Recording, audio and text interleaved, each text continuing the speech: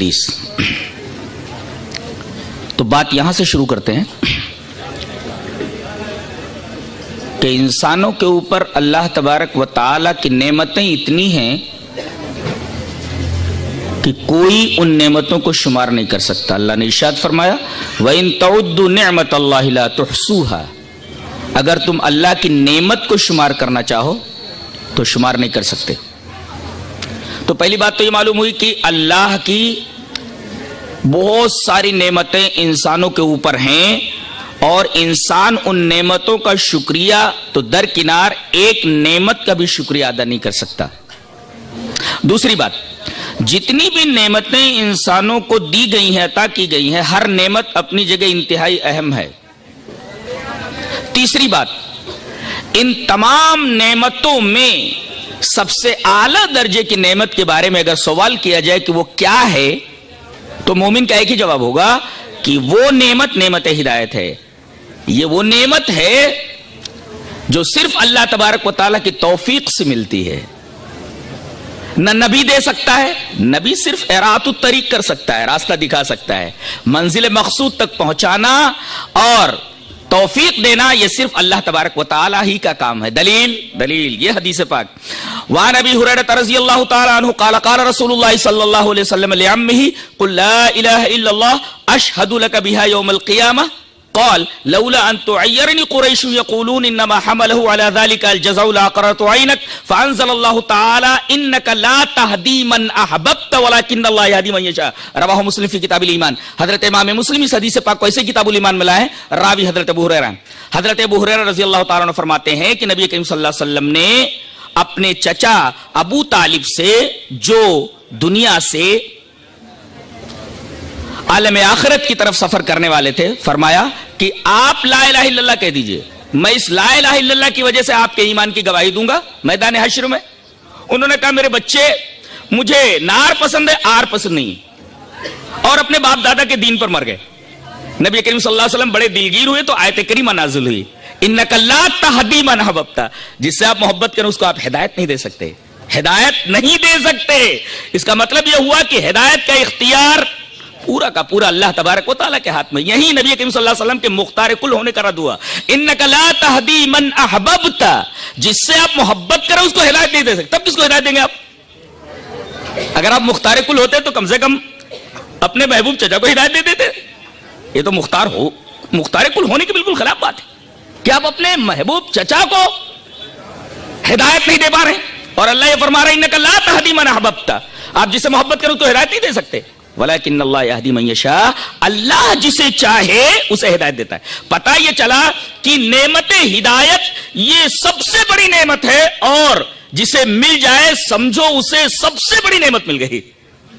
اور عجیب بات تو یہ ہے کہ اسی نعمت کے بارے میں ہم دعا کرتے ہیں سورہ فاتحہ میں جس کے پڑھے بغیر کوئی نماز نہیں ہوتی. اہدنا الصراط المستقیم.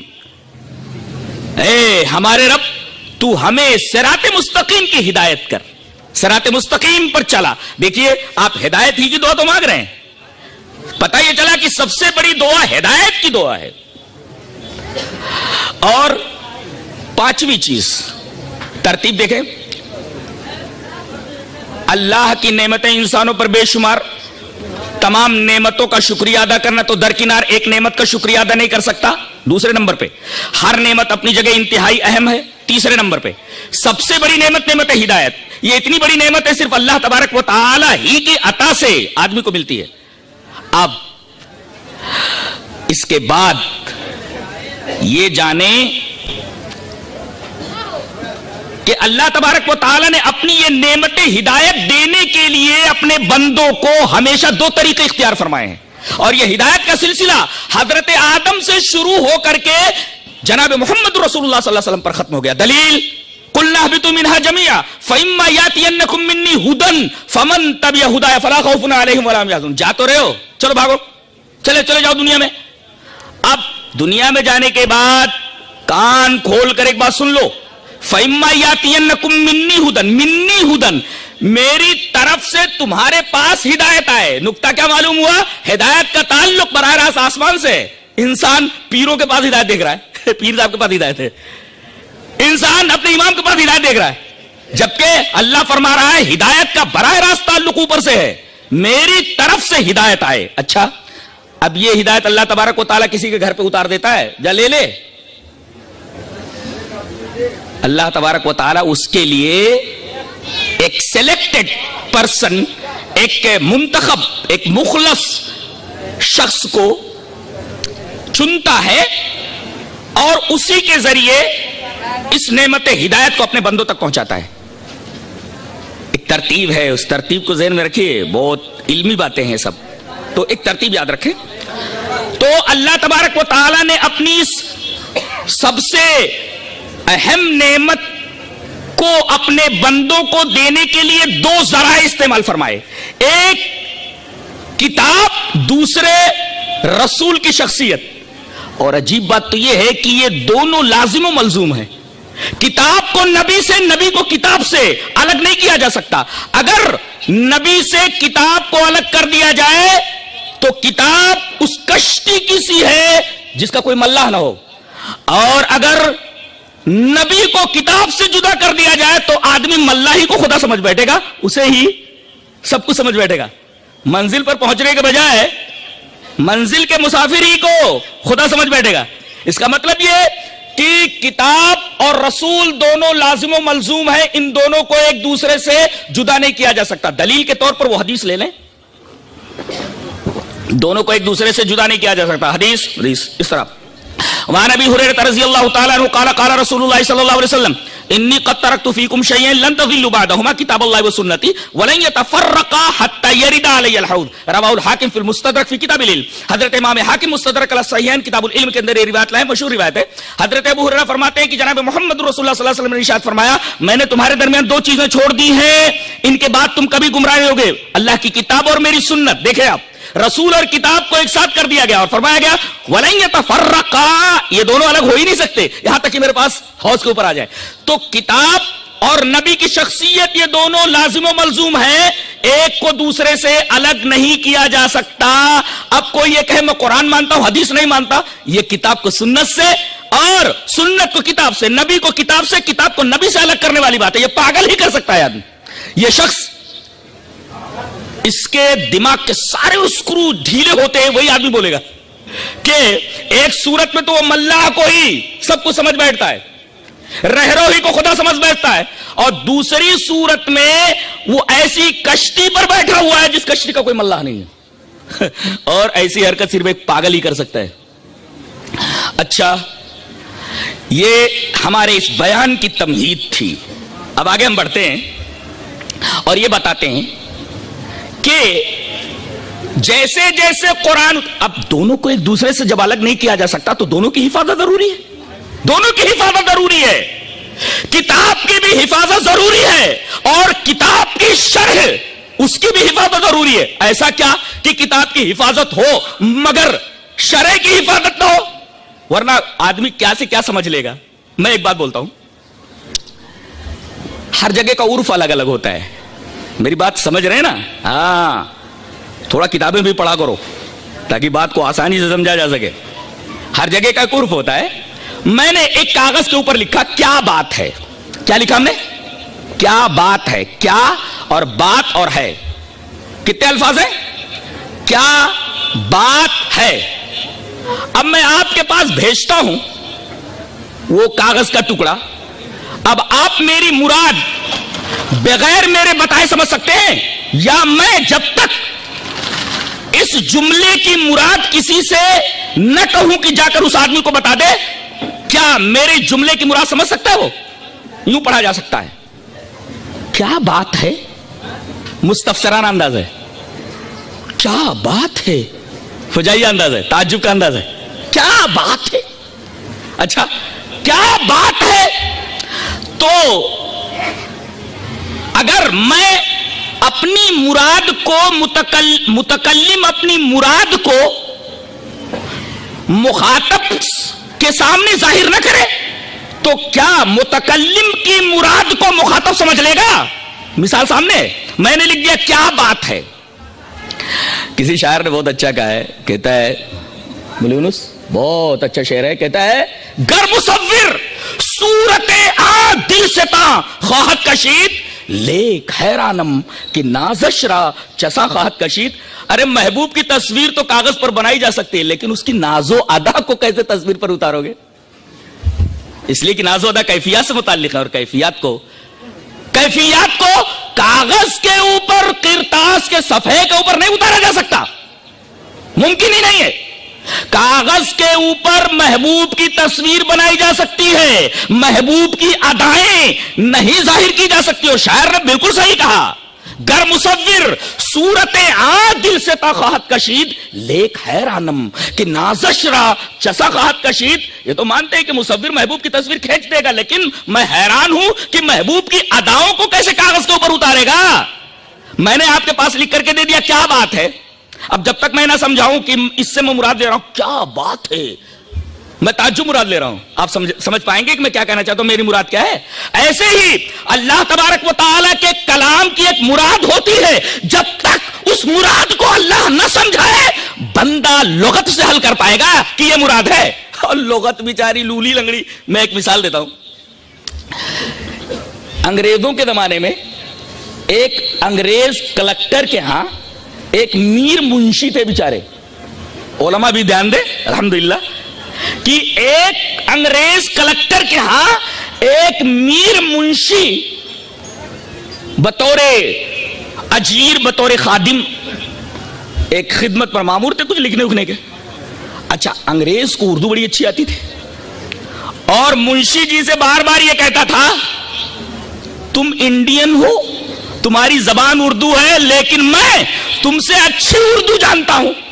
اب یہ خون کے گھونٹ پیتے رہتے، کچھ جواب نہ دیتے. ملازمت کا سوال تھا، نوکری کا سوال تھا، کہیں پلٹ کر کے جواب دیتے تو نوکری ہاتھ سے نہ چلی جائے. ایک دن آیا اور میز پر مکہ مار کر کے بولا منشی جی میں تم سے اچھی اردو جانتا ہوں. منشی جی سے رہا نہیں گیا، وہ بھی تیش میں آ گئے، غضبناک ہو گئے. کہا کہ آپ اردو کی ابجد بھی نہیں جانتے. اردو کی ابجد نہیں جانتا ہوں، ثابت کیجئے، امتحان لے لیجئے. کہا کہ امتحان لوں تو بغلے جھانکنے لگو گے. بغلے جھانکنے لگے ہو. کلکٹر صاحب بغلے جھانکنے لگے تو منشی جی مسکرا پڑے. کہا کہ کیوں مسکرا رہے ہو؟ کہا بغلے کیوں جھانک رہے ہو؟ کہا کہ ابھی تم بولے نا امتحان لوں تو بغلے جھانکنے لگو گے. کہا کہ اس کا کیا مطلب؟ کہا لغت سے حل کر لو. اب وہ کھولتا ہے لغت، بغل دیکھ لیتا ہے تو بغل اس کو بولتے ہیں. کھولنا، جھانکنا، وہ سب دیکھتا ہے. جھانکنا ایسے ایسے دیکھیں. اب بغل کو لغت میں دیکھ لیتا ہے، جھانکنے کا معنی دیکھ لیتا ہے، اور اس کے بعد آتا ہے کہتا ہے منشی جی میں نے سمجھ لیا اس جملے کا مطلب جو آپ نے کہا تھا. کہا کہ کیا مطلب ہے؟ کہا کہ بغل مانے بغل یہ، اور جھانکنا کا مطلب یہ مطلب ہوتا ہے بغلے جھانکنے. منشی جی ہنسنے لگے. کہا کہ یہ عرف ہے، یہ ایک محاورہ ہے، عرف ہے. یہ بغلے جھانکنے کا وہ مطلب نہیں ہے تم نے لغت سے حاصل کیا ہے. کہا بغلے جھانکنے کا مطلب؟ بولے تحیر سے کنایا ہے. تحیر سے کنایا بولے اس کا مطلب اگر میں امتحان لوں تو تم حیرت میں پڑ جاؤ گے. گویا یہ جملہ تحیر سے کنایا ہے کہ اگر میں امتحان لوں تو تم بغلے جھانکنے لگو گے، یعنی حیرت زدہ ہو جاؤ گے. بتائیے وہ اتنی اردو جانتا تھا لیکن بغلے جھانکنا جو ایک عرف ہے اس کا مطلب نہیں سمجھ سکا. ارے جب ایک انسان کی بات کو ایک انسان نہیں سمجھ سکتا تو جو عرش پر مستوی ہے اس کے کلام کا مفہوم اور اس کی مراد بغیر بتائے انسان کیسے سمجھ سکتا ہے؟ اگر کوئی آدمی دعویٰ کرے اس کے دماغ کے سارے پیچ، سارے اسکرو ڈھیلے ہیں، اسے بات کرنا ہی بیکار ہے. اس وجہ سے منکرین حدیث سے جلدی بات نہیں کرتا. میں پاگلوں سے بات کی جاتی ہے، سارے پیچ ڈھیلے ہوں ان سے بات کی جاتی ہے.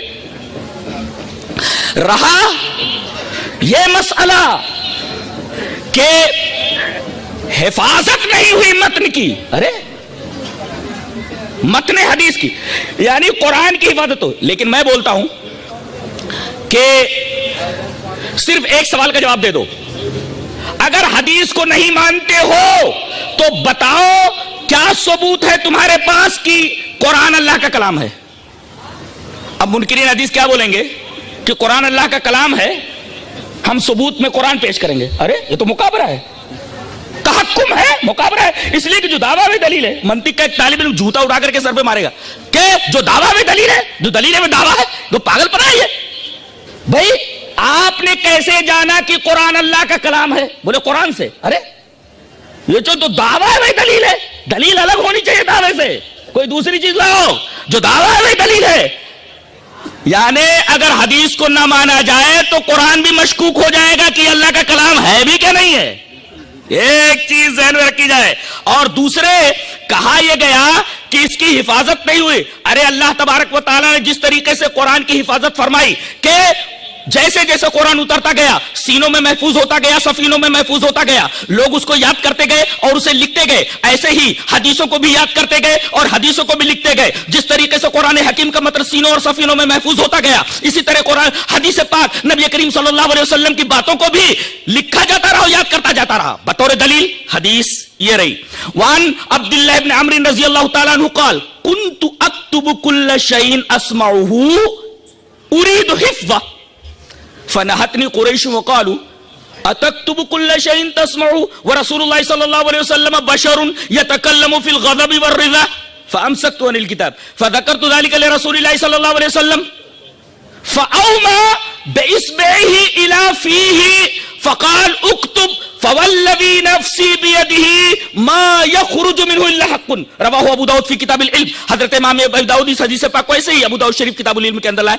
راوی جیسا کہ معلوم ہوا حضرت عبداللہ ابن عمر ہے. حضرت عبداللہ ابن عمر فرماتے ہیں کہ میں نبی کریم صلی اللہ علیہ وسلم کی ہر بات کو لکھ لیا کرتا تھا. کنت اکتب کل شیء اسمعه من رسول اللہ صلی اللہ علیہ وسلم. رسول اللہ صلی اللہ علیہ وسلم جو بات بولتے میں اسے لکھ لیا کرتا تھا. لکھنا ثابت ہوا, کتابت ثابت ہوئی. کائے بے لکھ لو اريد حفظه, اريد حفظه, تاکہ میں رسول کی اس حدیث کو یاد کر لوں. یہ حدیث بتا رہی ہے کہ حدیث لکھی بھی جاتی تھی, حدیث حفظ بھی کی جاتی تھی. جو طریقہ حفاظت کا قرآن حکیم کا تھا وہی حفاظت کا طریقہ, جو طریقہ متن کا تھا وہی طریقہ حفاظت کا اس کی شرح کا بھی تھا. اعتراض کیا جاتا ہے کہ بھئی بعد میں چل کر کے بہت ساری موضوع اور من گھڑت اور ضعیف حدیثیں صحیح حدیثوں میں گھس گئی. اس کا بھی انتظام اللہ تبارک و تعالیٰ نے کر لیا. ایسے ایسے لوگوں کو تیار کیا. میں ایک مثال دیتا ہوں اور حیران کر دوں گا آپ کو اس مثال سے کہ ایک ایک راوی کے پورے حالات زندگی کو چھان مارا گیا اور اللہ تعالیٰ نے فرمایا تھا کہ کسی خبر کو ایکسپٹ کرنے سے پہلے اس کی تحقیق کر لو. اس کا مطلب یہ ہوا خبر اگر محقق ہو جائے تو مان لو. اس آیت کریمہ پر عمل کرتے ہوئے محدثین نے راویان حدیث کا پورا کچا چٹھا کھول ڈالا. میں ایک مثال دیتا ہوں, پہلے حدیث پڑھ لیتا ہوں. عن ابی ہریرہ رضی اللہ تعالیٰ عنہ قال قال النبی صلی اللہ علیہ وسلم کلمتان حبیبتان الی الرحمن خفیفتان علی اللسان ثقیلتان فی المیزان سبحان اللہ و بحمدہ سبحان اللہ العظیم رواہ البخاری فی کتاب التوحید. امام بخاری رحمۃ اللہ علیہ اس حدیث پاک کو بخاری شریف کے بالکل آخر میں لائے ہیں اور یہیں پر بخاری ختم ہو جاتی ہے. یہ بخاری شریف کی آخری روایت ہے. اس کے بعد کوئی روایت نہیں ہے, بخاری یہی ختم. راوی کون ہے؟ حضرت ابو ہریرہ. حضرت ابو ہریرہ فرماتے ہیں کہ نبی کریم صلی اللہ علیہ وسلم نے ارشاد فرمایا دو کلمے اللہ کو بہت محبوب ہیں. کلمتان حبیبتان الی الرحمن. بہت عجیب بات کہنے جا رہا ہوں, یہ تمہید ہے اس کی. کلمتان حبیبتان الی الرحمن, دو کلمے اللہ کو بہت زیادہ محبوب ہیں. خفیفتان علی اللسان, زبان پر ادائیگی کے اعتبار سے بہت ہی ہلکے ہیں. ثقیلتان فی المیزان, ہلکے تو زبان پر ہم اگر میزان عمل پر بھاری ہیں, میزان پر رکھ دیا جائے تو میزان کے پلڑے نیچے چلے جائیں. وہ دونوں کلمے کون سے ہیں؟ سبحان اللہ و بحمدہ پہلا کلمہ, سبحان اللہ العظیم دوسرا کلمہ. برابر. اب میں نے یہ حدیث پیش کی. اب آپ لوگ سن رہے ہیں. میں نے کہاں سے کہا؟ ان ابی ہریرہ رضی اللہ تعالی عنہ قال قال النبی صلی اللہ علیہ وسلم. ابو ہریرہ فرماتے ہیں کہ رسول اللہ صلی اللہ علیہ وسلم نے ارشاد فرمایا کہ دو کلمے اللہ کو محبوب ہیں, زبان پر ہلکے ہیں, میزان عمل پر بھاری ہے. سبحان اللہ و بحمدہ سبحان اللہ العظیم. اب کوئی یہ پوچھے منکر حدیث, آپ نے ابو ہریرہ کو دیکھا ہے؟ آپ نے ابو ہریرہ کو دیکھا ہے جو یہاں سے بیان کر رہے ہو؟ میں بولوں گا ابو ہریرہ کو تو دیکھا نہیں ہے, لیکن مجھ سے لے کر کے نبی کریم صلی اللہ علیہ وسلم تک جتنے لوگ ہیں پوری سند میرے سامنے, اس لیے کہ یہ حدیث بخاری شریف میں ہے اور میں نے یعنی جلال الدین قاسمی نے بخاری شریف پڑھی اپنے استاد مولانا سعید احمد پالنپوری سے. مولانا سعید احمد پالنپوری نے بخاری شریف پڑھی اپنے استاد فخر الدین مراد آبادی سے. फखरुद्दीन मुरादाबादी ने बुखारी शरीफ पढ़ी अपने उस्ताद महमूदुल हसन देवबंदी से, महमूदुल हसन देवबंदी ने बुखारी शरीफ पढ़ी मौलाना कासिम नानोतवी से, मौलाना कासिम नानोतवी ने हदीस पढ़ी शेख अब्दुल गनी मुजद्दिदी से, शेख अब्दुल गनी मुजद्दिदी ने बुखारी शरीफ पढ़ी और यह हदीस पढ़ी शाह अब्दुल अजीज मुहद्दिस देहलवी से, शाह अब्दुल अजीज मुहद्दिस देहलवी ने बुखारी शरीफ पढ़ी शाह इसाक देहलवी से, शाह इसाक देहलवी ने बुखारी शरीफ पढ़ी अपने उस्ताद शाह वलीउल्लाह मुहद्दिस देहलवी से, शाह वलीउल्लाह मुहद्दिस देहलवी ने बुखारी शरीफ पढ़ी शेख अबू ताहिर कुर्दी से, शेख अबू ताहिर कुर्दी ने बुखारी शरीफ पढ़ी और यह हदीस पढ़ी अपने वालिद इब्राहिम कुर्दी से, इब्राहिम कुर्दी ने बुखारी शरीफ पढ़ी अपने उस्ताद शेख अहमद कशाशी से, शेख अहमद कशाशी ने बुखारी शरीफ पढ़ी अपने उस्ताद शेख अहमद शन्नावी से, शेख अहमद शन्नावी ने बुखारी शरीफ पढ़ी अपने उस्ताद मोहम्मद इब्न यूसुफ रमली से, मोहम्मद मोहम्मद इब्न यूसुफ रमली ने बुखारी शरीफ पढ़ी अपने उस्ताद ज़करिया अंसारी से, ज़करिया अंसारी ने बुखारी शरीफ पढ़ी हजरत हाफिज इब्न हजर अस्क़लानी से, हजरत हाफिज इब्न हजर अस्क़लानी बुखारी शरीफ पढ़ी और यह रिवायत पढ़ी अपने उस्ताद इमाम तनूखी इब्राहिम तनूखी से, इब्राहिम तनूखी ने यह हदीस पढ़ी अहमद इब्न अबी तालिब से, अहमद इब्न अबी तालिब ने यह हदीस पढ़ी अपने उस्ताद सर्राज अल हुसैन इब्न मुबारक से, उन्होंने यह हदीस पढ़ी बुखारी शरीफ पढ़ी अपने उस्ताद शेख अब्दुल्लाह अल हरवी से, शेख अब्दुल्लाह अल हरवी ने बुखारी शरीफ पढ़ी शेख अब्दुल्लाह इब्न मुज़फ़्फ़र दाऊदी से, शेख अब्दुल्लाह इब्न मुज़फ़्फ़र दाऊदी ने बुखारी शरीफ पढ़ी शेख अब्दुल्लाह सरख्सी से, शेख अब्दुल्लाह सरख्सी ने बुखारी शरीफ पढ़ी मशहूर मुहद्दिस मोहम्मद इब्न यूसुफ फिरबरी से, मोहम्मद इब्न यूसुफ फिरबरी ने बुखारी शरीफ पढ़ी अमीरुल मोमिनीन फिल हदीस हजरत इमाम मोहम्मद इब्न इस्माइल अल बुखारी से, मोहम्मद इब्न इस्माइल बुखारी बोलते हैं हद्दसना अहमद इब्न इश्काब हद्दसना मोहम्मद इब्न फुज़ैल अन उमारत इब्न अल-क़ाक़ाई अन अबी ज़ुरअता अन अबी हुरैरा क़ाल क़ाल नबी सल्लल्लाहु अलैहि वसल्लम कलिमतानि हबीबतानि इलर रहमान खफीफतानि अलल लिसान सक़ीलतानि फिल मीज़ान सुब्हानल्लाहि व बिहम्दिही सुब्हानल्लाहिल अज़ीम रवाहुल बुखारी फी किताब at-तौहीद। अल्लाहु अकबर। आया बता, यह है हदीस। बेचारों ने कहीं उल्टी पलटी कुछ हदीस की किताबें पढ़ ली, चंद किताबें पढ़ ली तो उधर हदीसों पर एतराज करने लगे। अरे हदीस का इल्म हासिल करो, हदीस कितना अजीम इल्म है, हैरान रह जाओगे। एक एक हदीस को परखने के लिए एक एक हदीस को 100 मेयार से गुजरना पड़ता है और मुहद्दिसीन की पैनी निगाहें किसी न किसी मेयार पर गड़बड़ रावी को पकड़ लेती हैं। उम्मत के ज़हीन तरीन लोग हैं मुहद्दिसीन। कुछ समझे? समझ में आया? यह है हदीस। अब देखिए कितने वास्ते हैं, मुझसे हजरत अबू हुरैरा तक और फिर हजरत अबू हुरैरा से लेकर जनाब मोहम्मद रसूलुल्लाह सल्लल्लाहु अलैहि वसल्लम तक और मोहम्मद रसूलुल्लाह सल्लल्लाहु अलैहि वसल्लम से लेकर जिब्राइल तक और जिब्राइल से लेकर अर्रहमान वलल अर्श इस्तवा, अल्लाह तबारक व तआला जो अर्श पर मुस्तवी है उस तक। यह सनद कहां तक पहुंच गई? अर्श तक पहुंचेगी नहीं? मोहम्मद सल्लल्लाहु अलैहि वसल्लम उस वक्त तक नहीं कहते जब तक जिब्राइल नहीं बोलते हैं, जब तक जिब्राइल नहीं बोलते, जब तक अल्लाह तबारक व तआला उनसे न कह दे। ये मैं नहीं कह रहा, अल्लाह तबारक व तआला ने इरशाद फरमाया वन्नज्मि इज़ा हवा मा ज़ल्ल साहिबुकुम वमा गवा वमा यंतिक़ु अनिल हवा इन हुवा इल्ला वहयुन यूहा। मेरा हबीब मेरा नबी जब बोलता है तो उसकी किसी बात के अंदर उसके हवा की, उसकी ख्वाहिश नफ्स की आमेजिश नहीं होती। वो जो बोलता है जबान उसकी होती, बात मेरी होती।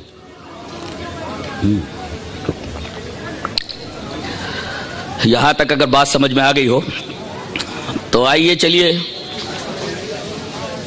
हदीस की अजमत पर नहीं चंद सवाल कर लेते।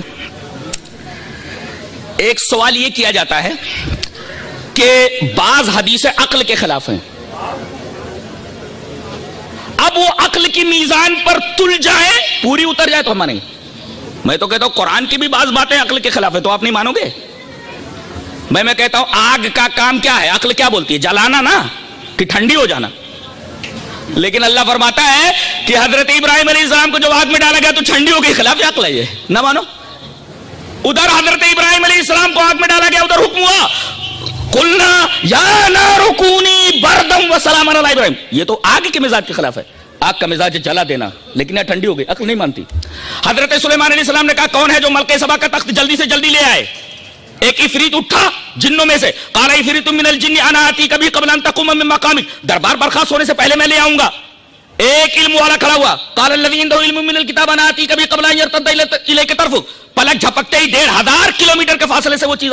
बताइए मैटर उठ करके 1500 किलोमीटर के फासले, अब तक साइंस वहां नहीं पहुंची है, मानेंगे आप? भाई तस्वीरें तो आ जा रही हैं, लेकिन 1500 किलोमीटर के फासले से तकरीबन कोई मादी चीज उठ करके सामने आ जाए, साइंस वहां तक पहुंची है? कतई नहीं। ये भी अक्ल में ना आने वाली बात है। तो बहुत सारी बातें ऐसी हैं जो अक्ल में नहीं आती और सहाबे किराम ने उसे माना। बहुत میں کہتا ہوں کہ کون سی عقل استعمال کریں گے آپ اپنی عقل استعمال کریں گے یا محدثین کی عقل استعمال کریں گے یا فلاسفہ کی عقل استعمال کریں گے یا منطقیین کی عقل استعمال کریں گے, سیاستدانوں کی عقل استعمال کریں گے, تاجروں کی عقل استعمال, کون سی عقل معیار ہے بھائی؟ حدیث کی صحت کے لیے معیار کون سی عقل ہے؟ عقلیں تو مختلف ہیں, کون سی عقل معیار ہے؟ پہلے وہ عقل لاؤ جس کو تم معیار سمجھتے ہو, اس کے بعد بحث جاری ہوگی, اس کے بعد بحث ہوگی.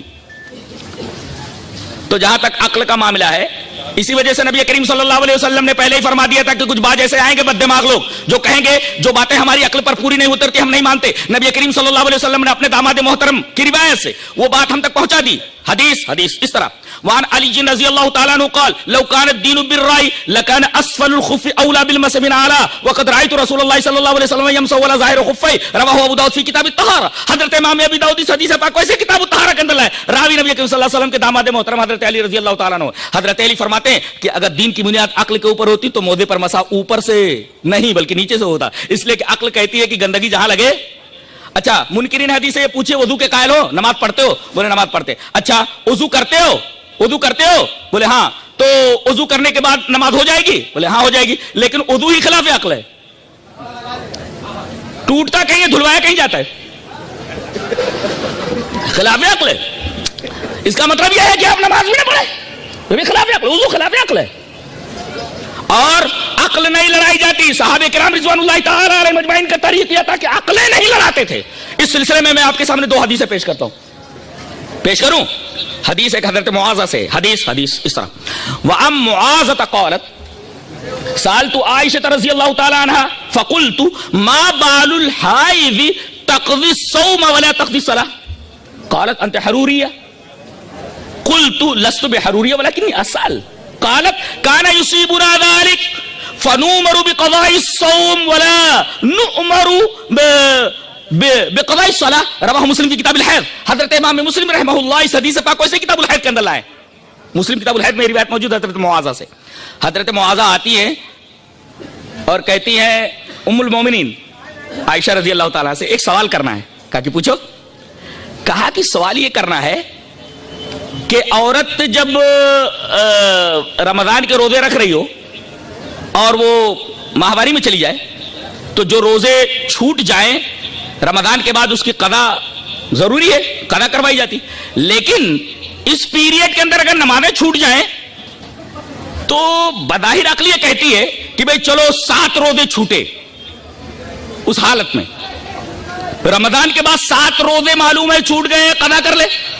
اب کسی کو اگر مینسیز تقریباً 3 دن آتی ہے تو 3 دن 5 دے 15 وقت کی نمازیں معلوم ہے, اس کی قضا کا حکم کیوں نہیں دیا گیا؟ وہ پوچھتی ہیں. سمجھ میں بات نہیں آ رہی ہے؟ کہہ رہی ہیں کہ حائضہ کو نبی کریم صلی اللہ علیہ وسلم روزوں کی قضا کا حکم کیوں دیتے تھے؟ ایسا کیوں ہے کہ حائضہ روزوں کی قضا کرے, نماز کی قضا نہ کرے؟ عقل یہ کہتی ہے کہ روزہ یہ مفضول ہے اور نماز افضل ہے, تو افضل کی قضا نہیں کروائی جاتی, مفضول کی قضا کروائی جاتی ہے. یہ بھی عقل کے خلاف ہے, عقل کے خلاف ہے. یہ نماز بڑی ہے روزے سے, تو جو چھوٹا ہے اس کی قضا کروائی جاتی ہے, جو بڑا ہے اس کی قضا نہیں کروائی جاتی. تو حضرت عائشہ رضی اللہ تعالی نے پوچھا انت حروریہ, حروری ہے کیا؟ تیرا تعلق خارجیت سے کیا؟ ہر بات کو عقل کے پیمانے پر تولنا اور کج فکر ہونا, اس طریقے کے سوالات. ہر حکم کی لم جاننا, ہر حکم کی علت جاننا, اس لیے کہ احکام علت پر منحصر نہیں ہے. جنہوں نے شریعت کا گہرا مطالعہ کیا وہ اچھی طرح جانتے ہیں. اب یہ لم پوچھ رہی ہیں کہ ایسا کیوں ہے. حضرت عائشہ رضی اللہ تعالیٰ نے پوچھا انت حروری ہے کیا؟ تو حروری ہے؟ قلت لست بحروریہ, میں حروری ہے نا, بولا اصل ایک سوال ہے پوچھ رہی ہوں بس, بولا اصل پوچھ رہی ہوں. حضرت عائشہ رضی اللہ تعالیٰ عنہ نے بڑا پیارا جواب دیا, آب ذری سے لکھے جانے کے لائق ہے. فرمایا تیرے سوال کا جواب یہ, کان یصیبنا ذلک, عورتوں کو یہ حالت درپیش ہوتی تھی, فنؤمر بقضاء الصوم ولا نؤمر بقضاء الصلاة, ہم کو حکم دیا جاتا تھا کہ روزے قضا کریں اور ہم کو حکم نہیں دیا جاتا تھا نمازوں کی قضا کا. دیکھیے آپ بالکل یہ ڈیپینڈ ہو گئی اور مسئلہ بتا دیا کہ نبی کی بات اس سلسلے میں حرف آخر ہے. وہی بات حضرت علی رضی اللہ تعالیٰ عنہ فرما رہے ہیں کہ بظاہر عقل یہ کہتی ہے کہ موضوع پر مسا نیچے سے ہونا چاہیے, तलवे से। और मैंने ये देखा कि नबी करीम सल्लल्लाहु अलैहि वसल्लम मोज़ों को ऊपर से मसा कर रहे हैं। वक़द रायतु रसूलुल्लाह सल्लल्लाहु अलैहि वसल्लम यमसहु अला ज़ाहिर खुफ़ैहि बिख़िलाफ़ि अक़लिह। चलिए एक हदीस और पढ़ते हैं। हदीस इस तरह, वअन ज़ैद इब्न अस्लम अन अबीहि क़ाल समीअतु उमर इब्न अल-ख़त्ताब रज़ियल्लाहु तआला अन्हु यक़ूल फ़ीमा रमलानु अल-यौमा वल कश्फ़ु अनिल मनाकिबि वक़द अत्ता असल में वत्ता था, सब्बत व अरसा, ये वाव अलिफ से बदल गया हमजा से। तो हदीस इस तरह, वअन ज़ैद इब्न अस्लम अन अबीहि क़ाल समीअतु उमर इब्न अल-ख़त्ताब रज़ियल्लाहु तआला अन्हु यक़ूल फ़ीमा रमलानु अल-यौमा वल कश्फ़ु अनिल मनाकिबि वक़द अत्ता अल्लाहुल इस्लाम व नफ़ल कुफ्र व अहलहु मअ ज़ालिक ला नदउ शैअन कुन्ना नफ़अलुहु अला अहद रसूलुल्लाह सल्लल्लाहु अलैहि वसल्लम रवाहु अबू दाऊद फी किताबुल मनासिक। हजरत इमाम अबू दाऊद इस हदीस पाक को ऐसे किताबुल मनासिक के अंदर रावी हजरत ज़ैद इब्न अस्लम है, वो अपने बाप से रिवायत करते हैं कि उन्होंने सुना हजरत उमर इब्न खत्ताब रज़ियल्लाहु ताला अन्हु को ये फरमाते कि आज रमल की जरूरत क्या है। रमल समझते हैं कि जब आदमी हज करने के लिए उम्रा करने के लिए जाता है तो जब तवाफ करता है तो पहले 3 चक्करों के अंदर फर्स्ट जो 3 अश्वात है उसके अंदर जरा सीना निकाल करके और जरा कंधे वंधे थोड़ा अकड़ करके थोड़ा चलता है रमल। तो कह रहे हैं कि ये तो एक इल्लत की बिना पर था। मदीना से जब सहाबे किराम आए तो उनके कानों में ये बात पड़ी कि मक्का वाले कह रहे हैं कि देखो मदीना चले गए, वहां की आबो हवा रास नहीं है, कमजोर हो गए, देखो कैसे मरगिल्ले दिख रहे। तो नबी करीम सल्लल्लाहु अलैहि वसल्लम फरमाया जरा सीना निकाल करके चलो, जरा दिखाओ इनको, थोड़ा सा। अब जाहिर है कि वो इल्लत खत्म हो गई फतेह मक्का के बाद, लेकिन उसके बाद भी आज रमल किया जाता है। वही पूछ रहे फीमर रमलान वलयुम, आज रमल की जरूरत क्या है। वल कश्फ़ु अनिल मनाकिब, ये कंधों का खोलना, कंधे खोल करके रमल करना, इसकी जरूरत क्या रह गई है अब। लेकिन बावजूद इसके देखो कह रहे हैं जरूरत नहीं रह गई, इल्लत मौजूद नहीं है, उसके बावजूद भी हम करते रहेंगे हर वो चीज जो हम नबी के जमाने में करते रहे, हम उसको छोड़ने वाले नहीं। मादालिक ला नदउ शैअन कुन्ना नफ़अलु अला अहद रसूल सल्लल्लाहु अलैहि वसल्लम, इल्लत खत्म हो गई मगर इसके बावजूद। अक्लिया कहते हैं इल्लत खत्म हो गई तो मालूल खत्म हो गया, जरूरत नहीं उसकी, इसलिए कि इल्लत मौजूद नहीं है, मालूल की जरूरत नहीं है। लेकिन हजरत उमर रजी अल्लाह ताला ने फरमा रहे इसके बावजूद भी हम मानते हैं हम कि नबी करीम सल्लल्लाहु अलैहि वसल्लम ने जो बात फरमाई उसको हम कभी छोड़ने वाले नहीं हैं। हजरत अली की रिवायत आपने देखी, टाइम हो गया शेख, चल। नबी करीम सल्लल्लाहु अलैहि वसल्लम जो काम किया करते थे हम उसको छोड़ने वाले किसी सूरत में नहीं हैं, ये आप देख रहे हैं। तो ये तो अक्ल का मामला था। अच्छा, एक सवाल और करते हैं कि कुरान हकीम अल्लाह तबारक व तआला की किताब है, एक दस्तूर कानून। बहुत गौर से सुनिए, बहुत ही अहम सवाल करते हैं वो, इसका ताल्लुक शिर्क से और तौहीद से है, लिहाजा इसका जवाब दिया जाना बहुत जरूरी है। अब देखिए, अल्लाह तबारक व तआला कानून साज है, शरा लकुम मिनद्दीन, अल्लाह ही कानून बना करके देता है बंदों को। अब अगर ये कह दिया जाए कि कुरान के अलावा नबी को भी इजाजत है कि वो कानून बनाए, तो ये तो शिर्क फिल हुक्म है। वला युशरिकु फी हुक्मिही अहदा, अल्लाह तबारक व तआला अपने हुक्म में किसी को शरीक नहीं करता। तो ये अल्लाह की बात को, कुरान को मानने के बाद हदीस को मानना दर हकीकत शिर्क फिल हुक्म है। और इसी वजह से तुम लोग जो हदीस को मानते हो मुशरिक हो तुम, इसलिए कि कानून बनाने का हक सिर्फ अल्लाह तबारक व तआला को है। अच्छा, अब तुमने ये इख्तियार नबी को दे दिया तो गोया अल्लाह तबारक व तआला की एक सिफत के अंदर, सिफत तसर्रुफ में तुमने नबी को भी दाखिल कर दिया। अगर शिर्क इस चीज का नाम नहीं तो शिर्क समझाओ कि चीज का नाम है। ये बहुत ही अहम सवाल है, हम चाहते हैं जरा रुक करके इस सवाल का जवाब खोजें और इस सवाल का जवाब आपके सामने पेश करें। बहुत ही अहम सवाल है। सवाल समझ में आया भाई? अल्लाह तबारक व तआला ही को कानून बनाने का हक है, बराबर है, वही बना करके देगा, इसलिए कि इंसान की फितरत से वही वाकिफ है, इंसान को क्या चाहिए क्या नहीं चाहिए, कानून दे दिया उसने। अब हम ये कहें कि नबी भी कानून बना करके देगा, तो गोया कि नबी को भी हमने अल्लाह तबारक व तआला की कानून साजी के अंदर शरीक कर लिया। इसको शिर्क फिल हुक्म कहते हैं और कुरान हकीम में इसको मना किया गया है। वला युशरिकु फी हुक्मिही अहदा, अल्लाह तबारक व तआला अपने हुक्म में किसी को शरीक नहीं करता। अब अगर कोई मानता है हदीस को तो अल्लाह की किताब का इनकार करता है, इस आयत का इनकार करता है और मुशरिक है वो। सवाल समझ में आया? सवाल की तकरीर समझ में आई? अब हम जवाब दे रहे हैं। ये उस वक्त होता जब नबी अपनी मर्जी से किसी बात को कहते اپنی مرضی سے کوئی فعل کرتے یا حکم دیتے؟ اس کی تو ممانعت کر دی گئی ہے. اللہ نے فرمایا وَلَوْ تَقَوَّلَ عَلَيْنَا بَعْضَ الْأَقَاوِيلِ لَأَخَذْنَا مِنْهُ بِالْيَمِينِ ثُمَّ لَقَطَعْنَا مِنْهُ الْوَتِينَ. اگر میرے حوالے سے میرا نبی کچھ کہے تو میں اس کا دائنا ہاتھ پکڑ لوں، اس کے شہرک کاٹ دوں. یہ آیات بتا رہی ہیں کہ نبی کریم صلی اللہ علیہ وسلم کو بھی بغیر اللہ تبارک و تعالیٰ کی اجازت کے کوئی قانون اپنے امتیوں کو دینا درست نہیں ہے. اللہ تبارک و تعالیٰ کی اجازت ہوتی ہے. اب بتائیے دو چیزیں اللہ نے نازل فرمائی، ایک تو متن اور دوسرے حدیث. آئیے وہ حدیث دیکھ لیتے، بات بالکل صاف ہو جاتی ہے. حدیث اس طرح وعن المقدام ابن معدی قریب عن رسول اللہ صلی اللہ علیہ وسلم انه قال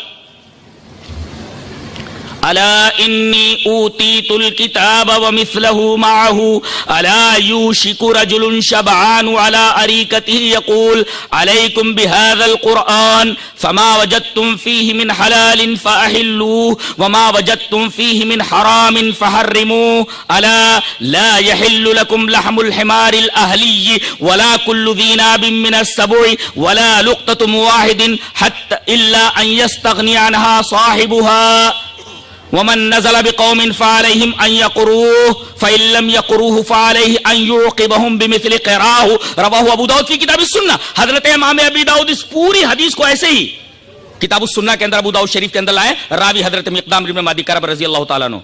حضرت مقدام ابن معدی کرب رضی اللہ تعالیٰ عنہ فرماتے ہیں کہ نبی کریم صلی اللہ علیہ وسلم نے ارشاد فرمایا کہ میرے اوپر صرف قرآن نازل نہیں ہوا ہے، اس کے ساتھ ایک اور چیز بالکل اسی طرح نازل ہوئی. مثل کا لفظ خاص طور سے یاد رہے، مثل کا لفظ خاص طور سے یاد رہے کہ مجھے کتاب دی گئی ہے اور اس کے ساتھ بہت اس کا ایک ٹکڑا سمجھنے جیسا ہے. ایک تو آگاہ کیا گیا، یہاں منکرین حدیث کو آگاہ کیا جاتا الا کہہ کر کے، الا اے سنو سنو انی، یہ تاکید کی بات ہے. بے شک اس میں کوئی شک کی بات ہے یہ نہیں، بالکل کلیئر بات ہے کہ اوتیت الکتاب، کہ مجھے قرآن دیا گیا. صرف وہی نہیں، وَمِثْلَهُ، اسی کے مثل. اب بتائیے دونوں ایک جیسے ہو گئے کہ نہیں؟ قرآن بھی دیا گیا اور اسی کے مثل ایک اور چیز دی گئی اس کے ساتھ ہی. اس کا مطلب یہ ہوا کہ اگر رسول اپنی طرف سے کوئی قانون دیتے تب یہ اعتراض تھا. پتہ یہ چلا کہ جیسے قرآن اللہ نے دیا ہے جو وحی مطلوع ہے، ایسے ہی حدیث بھی دی جو وحی غیر مطلوع ہے. لہذا نبی اگر کوئی بات کہتے ہیں تو در حقیقت یہ شرک فی الحکم ہے ہی نہیں، اس لیے کہ وہ بھی اللہ ہی کی بات ہے. ایک متن ہے اور اللہ کی دوسری بات جو نبی کی زبان سے نکلی ہے. اگر وہ نبی کی زبان سے نکلے تو حدیث ہے، اور اللہ تبارک و تعالیٰ کی طرف انتساب ہو تو وہ قرآن ہے. اعتراض دوسری صورت میں وارد ہوتا ہے، جیسا کہ میں نے اس کا رد کیا اور خلاصہ بیان کر دیا. تو یہ معاملہ بھی بالکل واضح ہو گیا اور اس اعتراض کا دفعیہ بھی آپ کے سامنے پیش کر دیا گیا.